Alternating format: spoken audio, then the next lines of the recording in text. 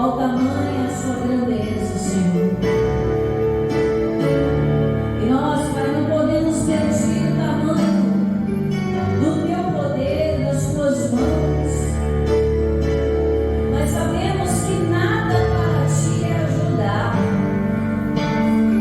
Ou seja, não me custa nada, Senhor.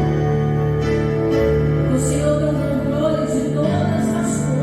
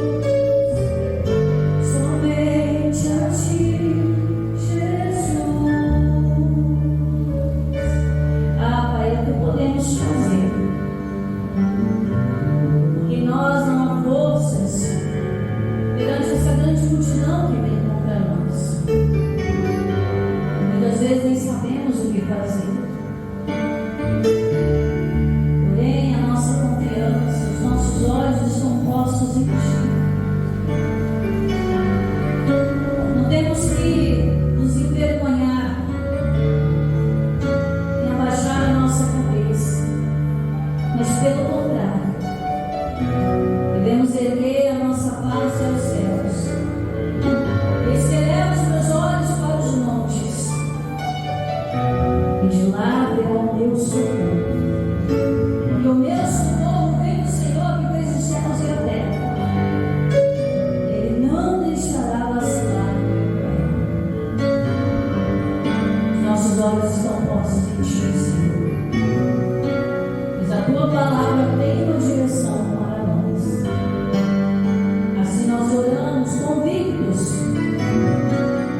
E a fé ela vem pelo ouvir, eu ouvi pela palavra do Senhor. Tu és a palavra para o nosso coração, Senhor. Nós oramos e agradecemos em nome do Senhor Jesus. Vamos aplaudir o Rei Glória. Graças a Deus. Graças a Deus. Boa noite, Igreja do Senhor. Sejam bem-vindos a essa quarta-feira da Sagrada Família. Amém? Vamos participar aqui da palavra de Deus que está lá em Provérbios capítulo 24. Vamos lá? Provérbios capítulo 24, onde Deus tem uma instrução para nós, onde Deus tem uma instrução magnífica para a nossa casa, para o crescimento, tanto espiritual quanto crescimento financeiro também, né? Eu gosto de intitular o culto da quarta-feira como quarta-feira da família próspera. Por quê? Porque uma casa, irmãos, ela demanda muito cuidado. Não só o cuidado espiritual, que é o primordial, amém? Mas ela demanda o cuidado financeiro também, como sustento de uma família. Quem tem filho aí sabe, criança gasta, exige, né, um pouco mais de esforço que o pai levanta 5 horas da manhã para trabalhar, que a mãe, né, às vezes passa ali à noite, ela é acordada para cuidar daquele filho, é aluguel que paga, é conta de água, conta de luz.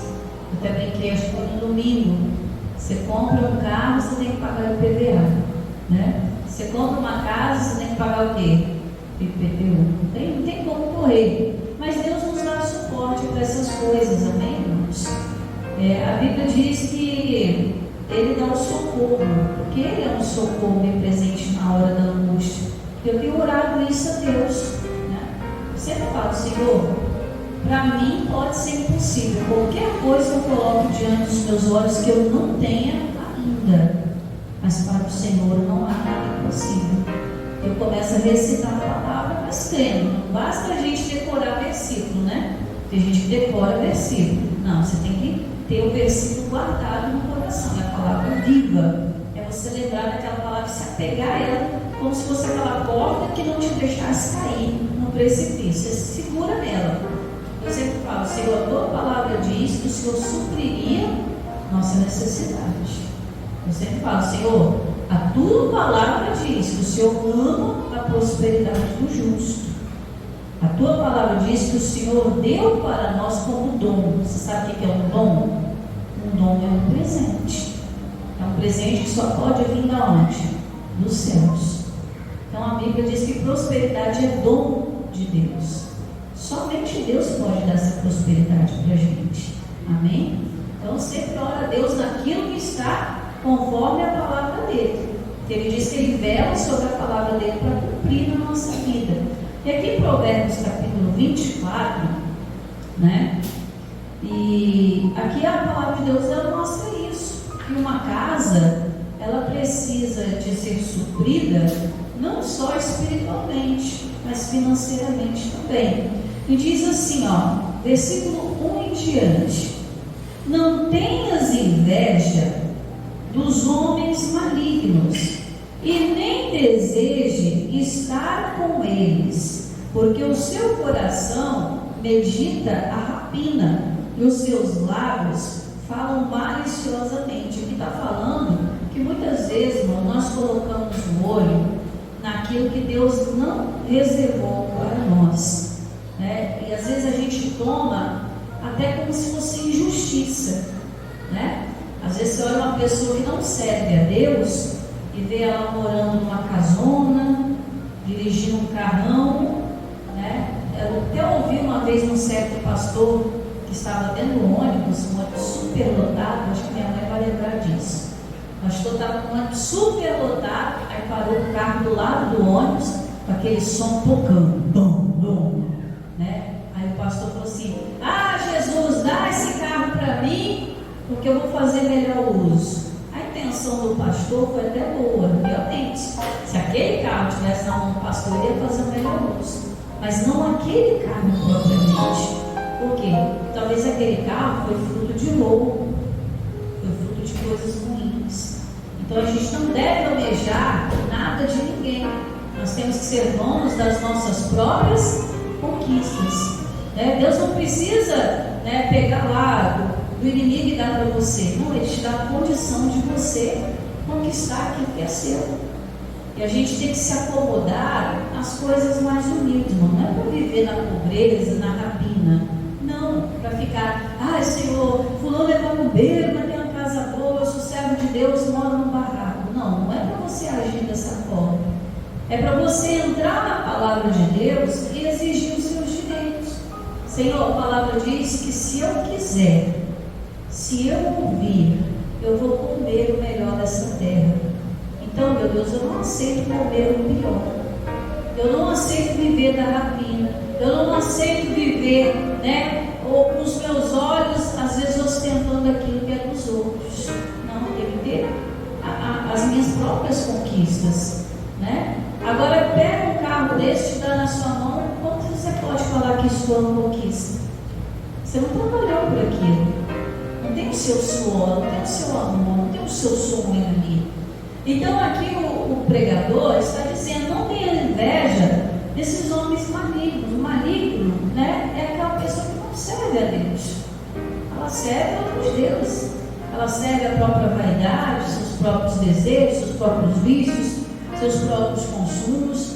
O pastor em parte estava desejoso de ter o melhor, mas ele não entrou no campo espiritual para tomar posse daquilo, né? Porque aquilo era fruto de quê? É fruto de coisa errada. E essas coisas a gente não deve almejar na nossa vida, amém? Senhor, eu vou comer do suor do meu trabalho, porque a Bíblia diz que isso é dom de Deus. Irmãos, a gente tem que se alegrar, ainda que seja no pouco. A Bíblia diz que quando a gente é fiel no pouco, onde que Deus nos coloca? No muito. Mas ser fiel no pouco, irmãos, não está falando simplesmente só de dízimo e oferta, mas está falando de você se alegrar por aquela porta de emprego, se alegrar por aquela casa que você tem, aquele meio de transporte, né? Se é uma bicicleta, seja feliz com ela, né? Faça dela a melhor bicicleta da sua vida.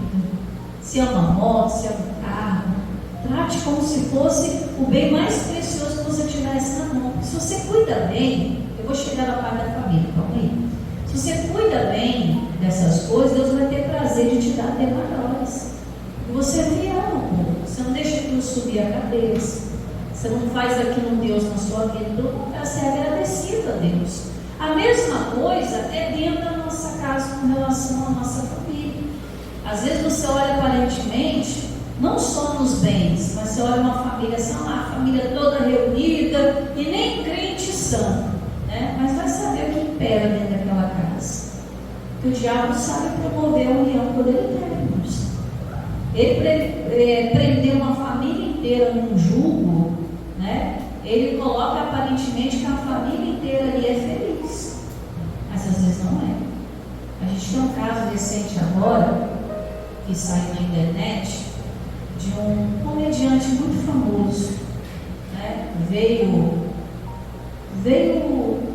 do sertão mesmo, e através do riso, fazer as pessoas rirem, ele conquistou milhões mesmo. Um dos maiores comediantes do Brasil.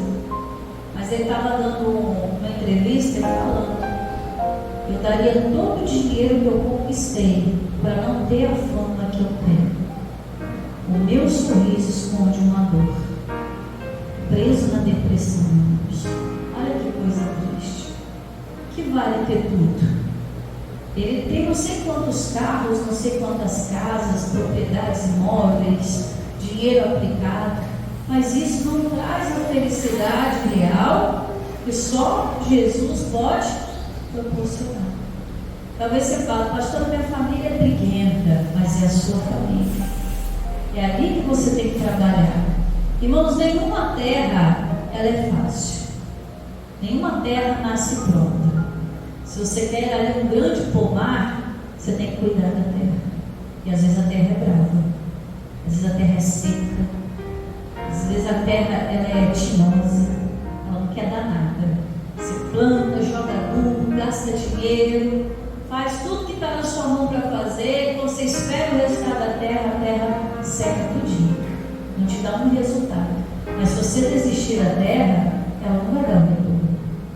Mas quando você começa a cuidar ainda mais da terra, buscando novas estratégias daquela terra, ela começa a produzir.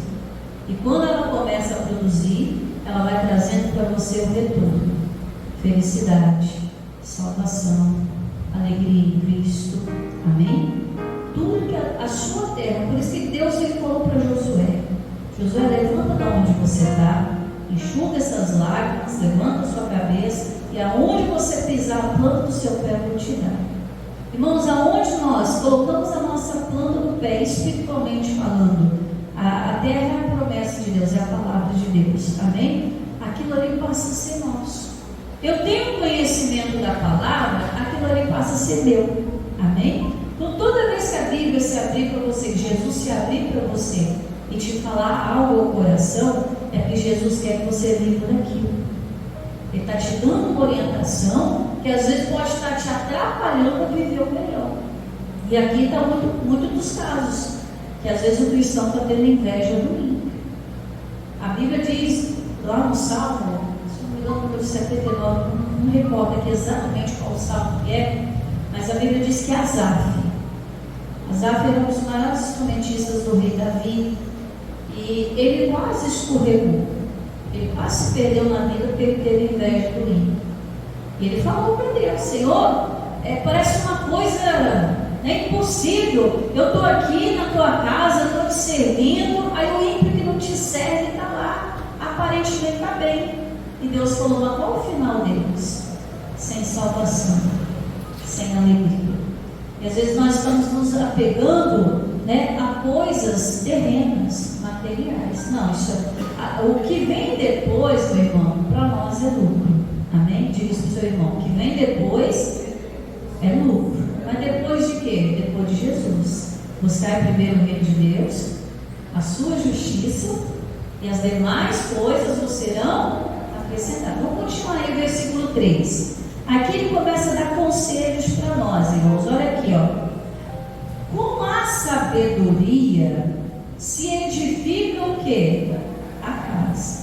Irmãos, até para você construir, vamos falar de coisas físicas aqui, para você entender no espiritual. Se você constrói uma casa de qualquer jeito, na hora vai ficar bonito. Nossa, fez um trabalho rápido. Mas quando vier uma tempestade, um mau tempo, uma ventania, às vezes nós estamos num país tropical, mesmo hora que está sol, está chuva, mesmo hora que está calor, faz frio, mesmo hora que o tempo está parado, dá um pé de vento que carrega tudo. Se a casa não estiver estruturada, ela vai dar prejuízo. Construiu rápido? Construiu. Mas às vezes ela não tem sabedoria para colocar a coluna no lugar certo. Quanta casa aí bonita que você vê na minha rua mesmo. Quando eu estava procurando casa para alugar, irmãos, eu passei lá, vi uma casa linda, vazia, os gatos morando. E eu falei assim: vou procurar o dono para mim poder alugar essa casa. Aí falaram para mim: olha, essa casa eles abandonaram há muito tempo, porque realmente é uma construção maravilhosa. Mas quando eu olhei de perto, irmãos, uma rachadura de fora a fora. Por quê? Porque ela foi mal projetada. O terreno cedeu, a casa rachou. Não preparava o terreno para receber o quê? A casa. Então, tem 3 anos que eu moro naquela rua, quem mora lá é os gatos. Tem um gatinho lá. O gato com que ela morava, ela para na casa. E foi na casa perdida, meninos. Foi perdido. E aí está lá. Uma construção perdida, ali foi tempo, ali foi dinheiro, ali talvez noites mal dormidas, foi desgaste. E assim, irmão, tem que ter sabedoria para edificar a casa. Se você não edificar a sua casa física, não estruturar ela, vêm as tempestades da vida, ela vai ruir, o telhado pode cair em cima de alguém, uma parede cair, é prejuízo. E espiritualmente a mesma coisa. Nós temos que empregar tempo. Chegar diante de Deus, Senhor, eu vivo numa casa que é difícil. Eu estava falando, acho que quarta-feira, retrasada. Irmãos, a maioria de nós já chegamos para Jesus um pouco mais madurinhos. Sorte aquele que nasceu em berço evangélico, irmãos. Mas nós, como a maioria, já tínhamos uma vida antes de vir para a casa de Deus. Já tinha a sua maneira de ser, já tinha seu credo religioso, já fomos ensinados pelos nossos pais de uma maneira. Mas quando a gente vem para Jesus, a gente tem que começar do zero, irmãos. Não tem jeito. Porque a gente vai querer trazer, às vezes, as tradições, os aprendizados de uma vida passada para o novo que Deus quer nos dar. E não vai encaixar. Jesus fala, não adianta colocar, revendo velho em roupa nova. E vice-versa. Não adianta, irmãos. Não adianta que as estratégias do passado, elas não vão dar certo para agora. Nós precisamos sentar com Jesus e começar com sabedoria a edificar a nossa casa. Jesus, como é que eu faço para salvar meu casamento? Qual é a palavra que o Senhor tem para mim? Jesus, eu tenho um filho que para o mundo está perdido. Ninguém mais acredita que ele vai voltar. Mas qual é a estratégia que o Senhor tem para me alcançar esse jovem de novo? O que eu devo fazer? Eu devo esperar? Eu devo clamar? Eu devo ir atrás? Irmãos, tudo na nossa vida Jesus tem uma direção para dar para a gente. Em tudo.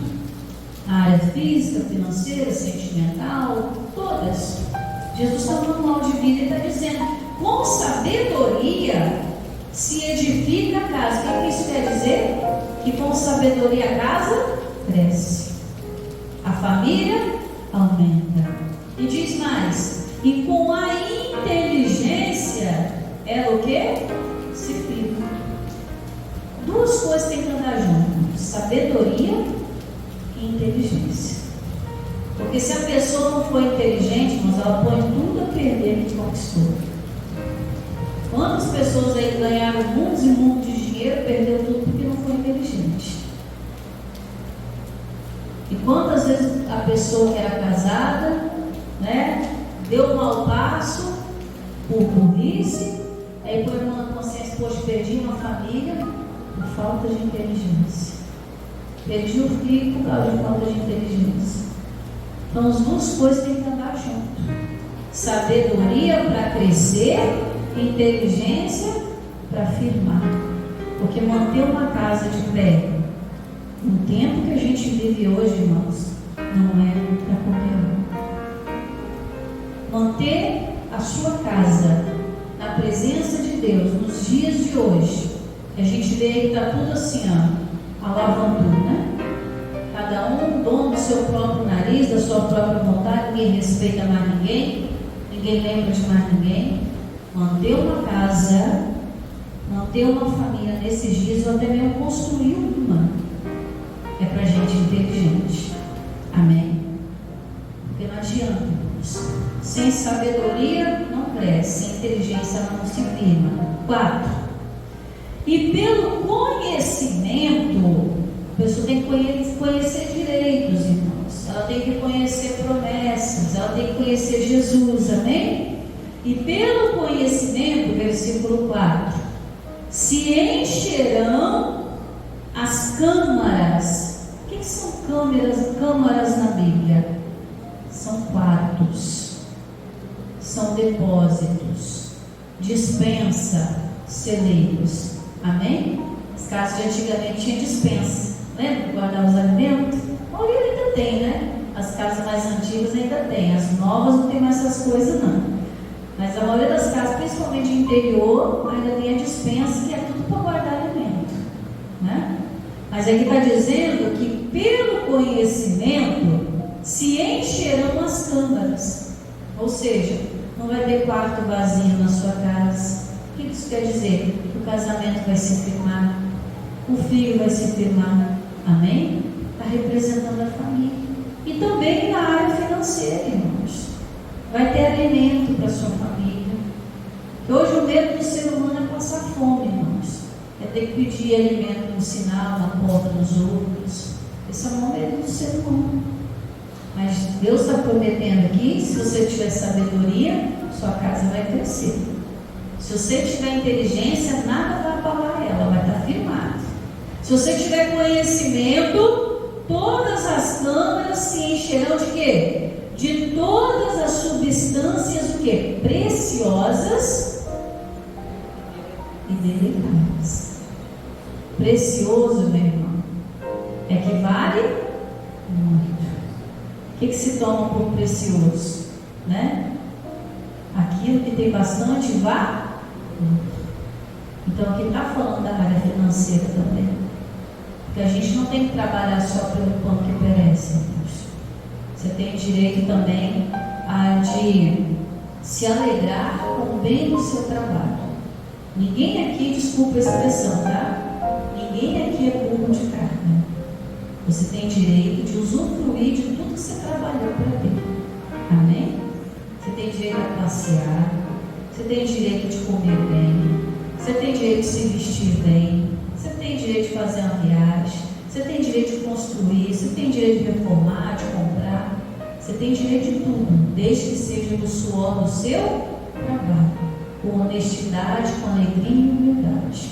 Deus vai te dar bastante bênçãos aí, porque elas vão se encher das substâncias preciosas e tudo aquilo que é deleitado. O que é deleitado? Tudo aquilo que te faz bem. A Bíblia diz: deleita-te também o que? No Senhor, e Ele considerar os desejos do teu coração. Se deleitar, não vai fazer bem. Deus vai fazer bem para você. Mas você tem que acompanhar a direção que Deus dá. Não adianta Deus falar: ô Maria, vai por aqui. Não, Senhor, vai porque lá no passado a minha avó me ensinou a vir por aqui, então eu vou por aqui que é mais rápido. Você já saiu fora da direção de Deus. Aquilo que a gente aprendeu lá atrás não serve para os dias de hoje na presença de Deus. Amém? Foram experiências que você passou, né? Foram situações que você viveu, mas se você quer viver coisas grandes da parte de Deus para você e para a sua família, tem que começar do zero. Lembra de Nicodemos? Necessário é nascer de novo. Começa do zero. Uma nova chance. E ele continua dizendo: 5. Um varão pode ser uma varoa também, tá? Não é só para homem não, para mulher também, tá? Mulher sábia edifica a casa, tá bom? Um varão sábio, ele é o quê? Forte. Porque, irmãos, a força do servo de Deus não está no braço. Porque nós não vivemos mais contra carne e sangue, nós não estamos mais no olho por olho, dente por dente, do bateu, levou, falou, ouviu. A gente não está nessa fase mais. A força do cristão está na sabedoria. Tem hora, irmãos, que a maior força que você vai ter de derrubar o diabo é fazer isso aqui, ó. Fechar a boca. Porque gente murmuradora, a terra se abre toda. Gente que só reclama de tudo. Se está só reclama, se está frio reclama, se está chovendo reclama, se tem muita gente na igreja reclama, se tem pouca gente reclama. Tudo ela reclama. Se tem gente dentro de casa, ai, um monte de gente dentro de casa. Aí quando a casa está vazia, ai, minha casa está vazia. Tudo ela reclama. Ah, esse salário é uma miséria, não dá para nada. E o salário continua uma miséria, não dando para nada. Mas se você consagrar tudo que você tem a Deus, irmão, um pouco aos olhos humanos que seja, nunca vai te faltar nada. Nem o que tem, como diziam os antigos, vai te faltar. Porque Deus, ele tem poder para prosperar. A Bíblia diz em 2 Coríntios capítulo 9 que Ele aumenta a sementeira daquele que quer semear. Pastor, eu quero vencer na vida. Deus está contigo. Agora, o murmurador, Deus não manda. A maioria do povo de Israel ficou no deserto mesmo. Por quê? Só reclamava. Às vezes a gente tem que fechar a boca, irmãos. Às vezes a gente quer contar tudo para todo mundo. Os seus planos têm que contar para Deus. Suas ideias, seus quereres, suas orações, sua vida particular. Inveja existe do outro lado também, né, irmãos? Ah, pastor, mas vai ter inveja de mim? Pastor, inveja de mim, pastor, não tem nada não, sou pobre, coitado. Onde é que a pessoa se vê? Será que a morte de Jesus não foi suficiente, não? Pobre, coitado, você tem grande valor, querido. Jesus não morreria por nada. Ele morreu com alto preço, foi dado por você, porque você tem um grande valor para Ele. E você acha que se não tivesse valor nenhum, o diabo estava interessado em você? O diabo não ia estar interessado em você. Se ele está se interessando em te perturbar, não, porque você tem algum valor para Deus.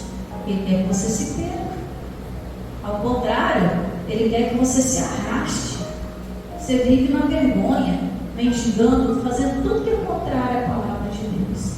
A palavra de Deus diz que o Davi declarou: fui moço, hoje sou velho, mas nunca vi um justo desamparado, nem a sua descendência mendigar o pão.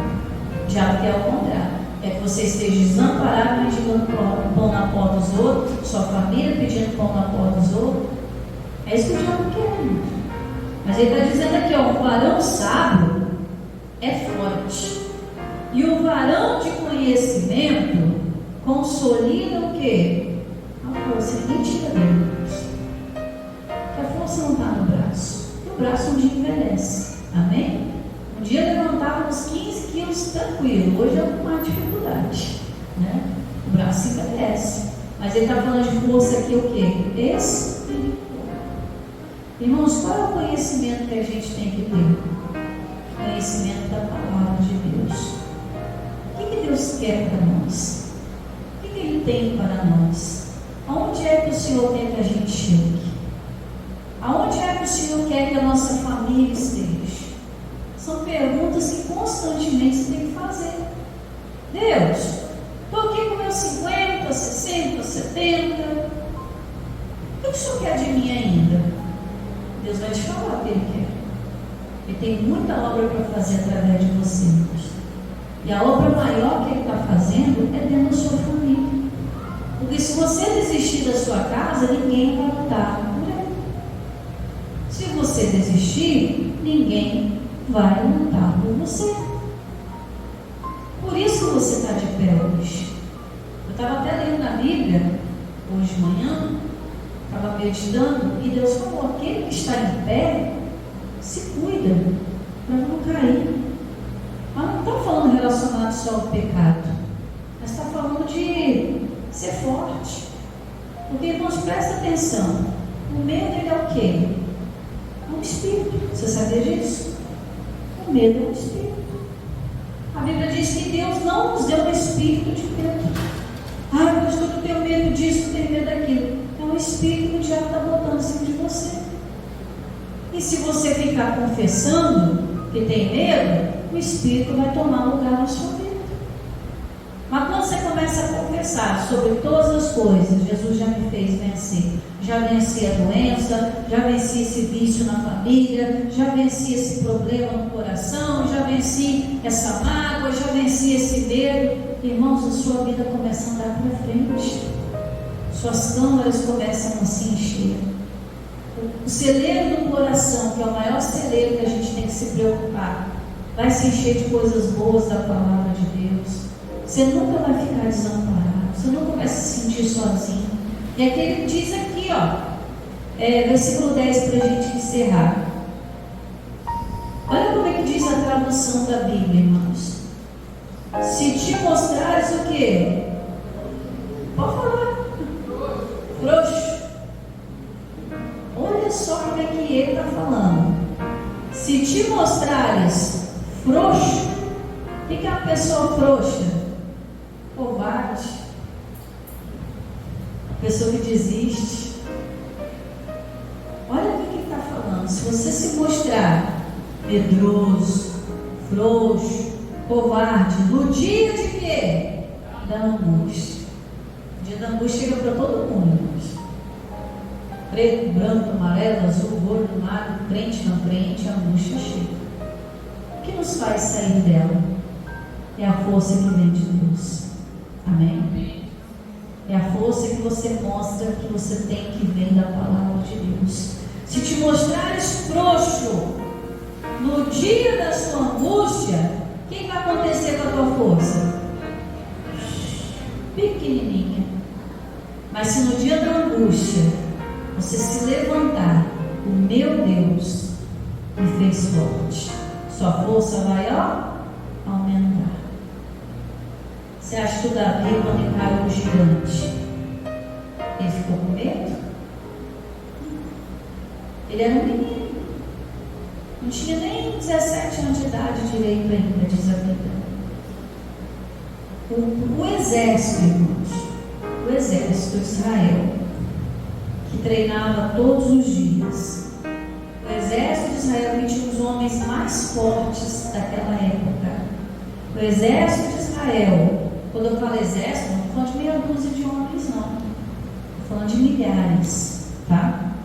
O exército era milhares de homens. Eu fico olhando como que às vezes a pessoa tem tudo na mão e ela não percebe. Preste atenção. O povo de Israel era numeroso. Amém? O exército de Israel era um exército preparado. Eles tinham armas, eles eram fortes e treinavam todos os dias.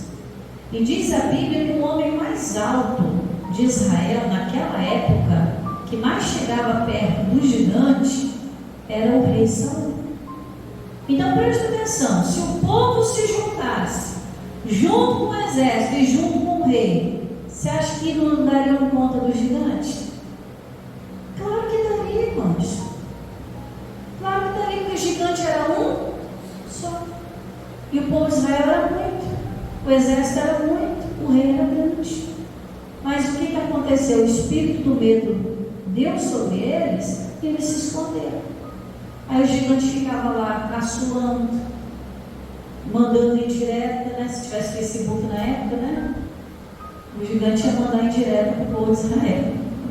Ia pelo WhatsApp, seus bonde frouxos, seus medrosos, né? Não tinha, então ele gritava mesmo. Gritava, mandava indireta e o povo de Israel todo com medo. O exército tudo escondido. Saul dentro da barraca dele, morrendo de medo. Aí o menino diz: o que eu vou ganhar? Você vai ser livre de impostos. E quem mais eu vou ganhar? Você vai ganhar a consideração do rei. E pode casar com a filha do rei. Livre de imposto, vou ganhar dinheiro, vou casar com a filha do rei. O que o Davi tinha a perder? Ele foi lá e tentou. Nisso que ele tentou na força de Deus, ele conseguiu. O que ninguém conseguiu. Davi era de guerra? Era um menino. Cuidava de meia dúzia de ovelhas do pai dele. Mas por que ele venceu?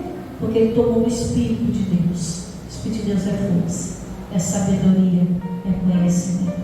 Amém? Quando você pega o Espírito da força de Deus, meu irmão, você chega longe, você alcança o que ninguém alcança. Aquilo que desistir, você corre atrás e consegue. Amém? Você crê nessa palavra? Então aplaude Jesus bem forte. Glória a Deus. Amém. Cremos no poder do Senhor. Cremos, Pai, que o Senhor se manifesta de uma maneira tão sobrenatural. O Senhor traz pessoas à tua presença. E é tão lindo, Pai, quando o teu povo entende a tua palavra. Ela passa a ter conhecimento. Ela passa a ter entendimento. E ela começa a consolidar a sua força. Meu Deus, quantos se enfraquecem no trabalho? Quantos param a caminhada? Quantos desistem, Senhor? Mas o Senhor nos trouxe esse alerta hoje. Nós não devemos colocar os nossos olhos na vida de ninguém. E muitas vezes a gente fica se comparando. Fulano tem, fulano faz. Esqueça isso, meu irmão. Começa a olhar para a tua vida e buscar de Deus uma força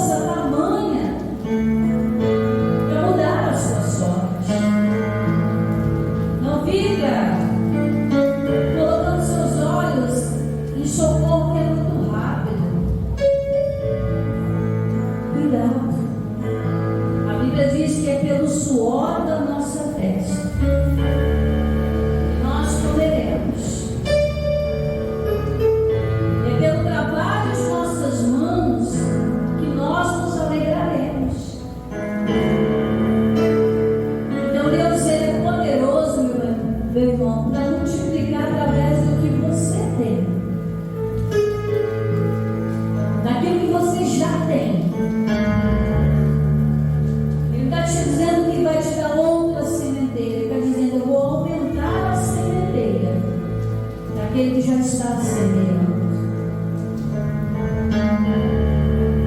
Foi de pães e peixes que ele trouxe a primeira multiplicação, né? O povo ali já tinha 5 pães, 2 peixes. Você acha que Deus não é inteligente o suficiente, poderoso para multiplicar a partir do que você tem? Porque pega o que você tem hoje, em termos financeiros,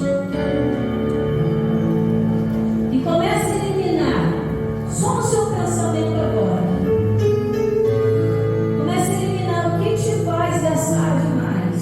Pastor, eu tenho um prejuízo muito grande com remédio. Imagina que tudo isso fosse tirado e você não tivesse que gastar mais com remédio. Não renderia?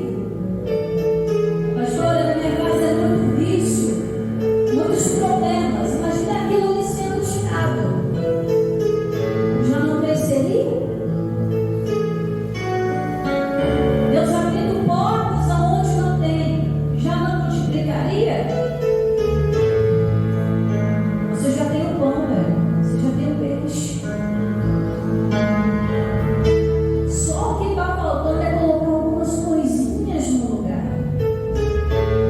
Com sabedoria se edifica uma casa. A pessoa, quando ela decide construir, ela não fica esmanchando. Ela senta, ela calcula e ela começa a economizar em busca daquele sonho. E quanto menos se espera, aquele sonho acontece. E na caminhada, Deus vai acrescentando pessoas para te ajudar, ideias novas, novos conceitos. E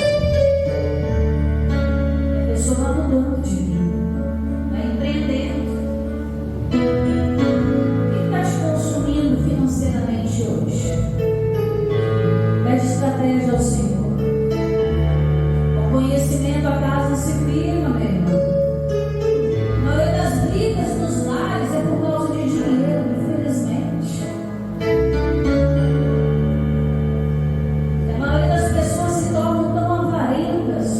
Quanto mais tem, menos quer abrir mão. Não são doadoras da obra de Deus. Não acha uma necessidade de dizimar ou de ofertar. Trazem para si novas doutrinas, não sabendo que o único que pode repreender o devorador das nossas vidas é o Senhor. Não coloque seus sonhos em cima de outras coisas, meu irmão. Consolida sua força no conhecimento da palavra de Deus. E o mesmo se dá para a nossa família. Chega de estratégias humanas para tentar alcançar o coração de alguém. Para esse negócio de virar as costas, dar desprezo. O segredo é levar tudo em oração a Deus, até os seus cansaços.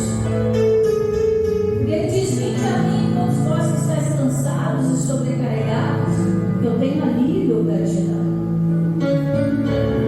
O Senhor tem alívio para nós. Porque Ele sabe que lutar por uma casa que já foi construída, que necessita de reformas espirituais, não é fácil. Mas precisa de que uma líder, pelo menos tenha o coração voltado para Deus. E não tenha sua boca emprestada às murmurações.